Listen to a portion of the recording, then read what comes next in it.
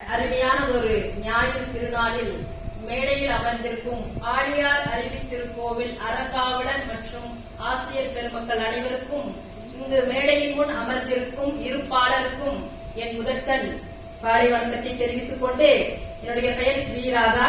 கடந்த 15 ஆண்டுகளாக வழக்கறிஞராக திருப்பூர் மாவட்டத்தில் பணிபுரிந்து கொண்டு வருகிறேன்.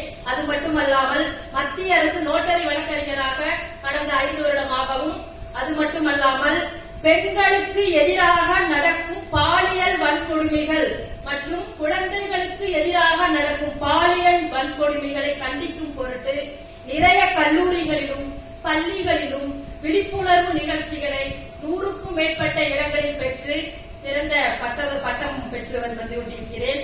அது மட்டுமல்லாமல் என்னுடைய கணவரின் பாக்கியத்தால் சிறந்த ஒரு வாழ்க வளமுடன் பயிற்சி கடந்த ஆண்டு நான் பேசிக் கோர்ஸில் கலந்து கொண்டு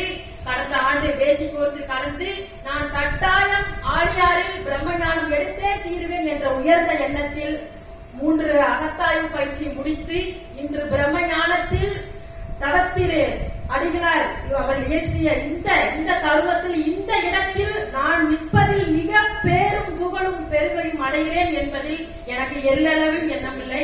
மற்றும் இந்த மிகச் சிறப்பான இந்த ஆழியார் திருக்கோவிலில் அருவி திருக்கோவில் நம்மளுடைய அறிவையெல்லாம் எப்படியெல்லாம் பயன்படுத்துவது, அறிவை நீங்கள் திருக்கோவிலில் எப்படியெல்லாம் உபயோகப்படுத்துவது, அதுதான் திருக்கோவில். அப்படி சிறந்த ஒரு ஞானத்தை கொடுத்தார்கள். அதுபோல ஆசிரியர் பெருமக்கள் அனைவரும் ஒரு தாய் எப்படி ஒரு குழந்தைக்கு சோறூட்டி வளர்ப்பாளோ அதுபோல இந்த கடந்த 3 தினங்களாக ஒவ்வொரு ஆசிரியரும் பிரம்ம ஞானத்தை எனக்கு கற்பித்துக் கொடுத்தார்கள். அது மிக பேரானந்தம் அடைந்தேன்.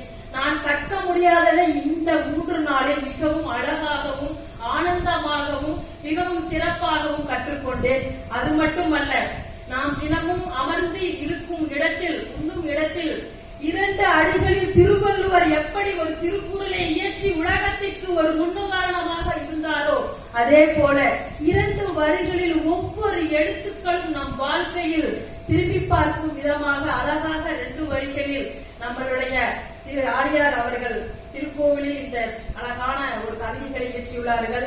அதுபோல நான் வரும் காலங்களில் இந்த பிரம்ம ஞானத்தை எடுத்துக்கொண்டு சங்கல்பமாக எடுத்துக்கொண்டு வரும் காலங்களில் குழந்தைகளுக்கும் பெண்களுக்கும் எதிராக நடக்கும் பாலியல் விழிப்புணர்வாக இருந்து அவர்களை தடுத்து பாதுகாப்பேன் என்று உறுதி கூறி வாய்ப்புக்கு நன்றி கூறி வெளிப்படுகின்றேன். வாழ்க வளமுடன்.